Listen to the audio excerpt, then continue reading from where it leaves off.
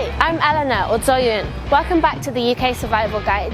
Today we're going to find you a place to live while you're staying here. Come with me!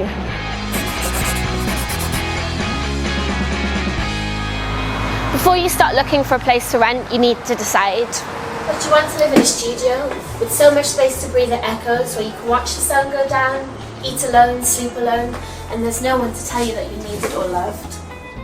Or do you want to live with friends? So you can always have someone to talk to, and who will constantly be in your face, and whose dirty dishes will turn your friendship sour faster than John's 15-day-old arrabbiata. Or do you want to share a house with an extra floor and a beautiful weed-infested garden to boot?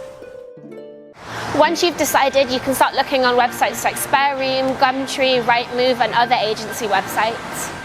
If the listing states you'll be living with the landlord, that means you'll be living with the owner of the property. Legally, this makes you a lodger rather than a tenant. It means you'll have fewer responsibilities, but there might be more rules around the house. If not, you'll be a tenant, and it means the landlord can't disturb you without notice. Oh yeah, wait. When you're looking at places, pay attention to the location. There's a reason we say location, location, location. For safety, you might want to find one that's close to public transport links and also your usual haunts. Depending on your budget, you might want to pay for a furnished flat so you don't need to buy your own furniture.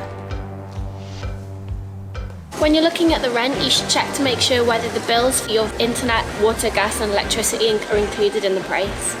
Before you draw up a lease, you should definitely arrange a flat viewing. Here are some things you should look out for when you're doing the viewing to make sure you don't get a bad flat. Do the sockets work? Are the household appliances or furniture badly damaged or worn out? Checking the radiators can be a little bit tricky, especially in the summer, but you're definitely going to want to do it, and just to check that you have a working heating system or you'll feel it in the winter.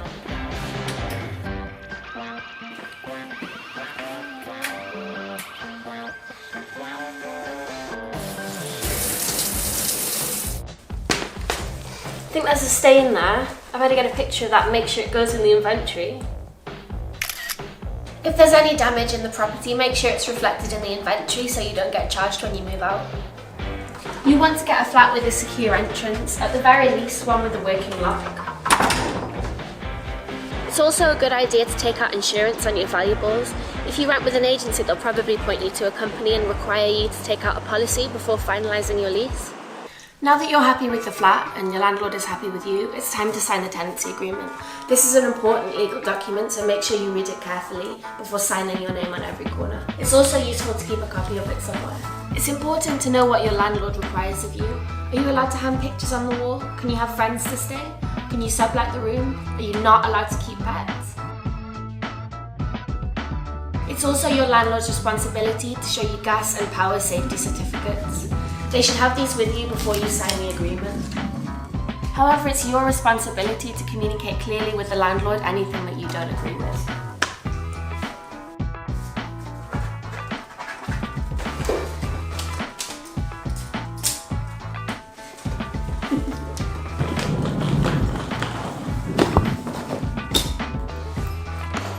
When you first move in, don't forget to register with the police.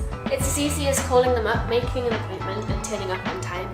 You can also register with your GP, although that's slightly less urgent unless you have health issues. Every time you have an address change, don't forget to tell the police, your GP, your bank and your university.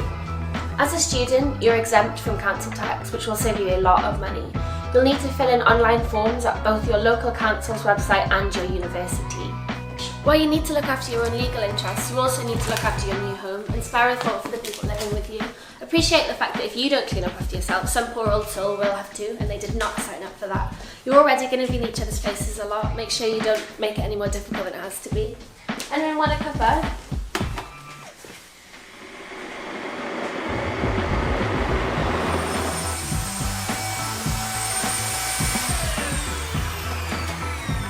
Before you move out, don't forget to clean your flat so you can get all of your deposit back. You'll usually get the deposit at the same time that you give your keys back. As for the things you can't take with you, you can just donate them to your nearest charity shop. There are deposit points on lots of the streets as well. For bigger objects, you can call the charity up and they'll come and collect it for free. If you run into any serious problems during your stay, don't forget to call Shelter, Citizens Advice or your university. They'll definitely help you out. That's it from me today. I hope you enjoy your new life in Britain, and if you have any advice about renting here, let us know in the comments, and don't forget to like and subscribe, and I'll see you next time.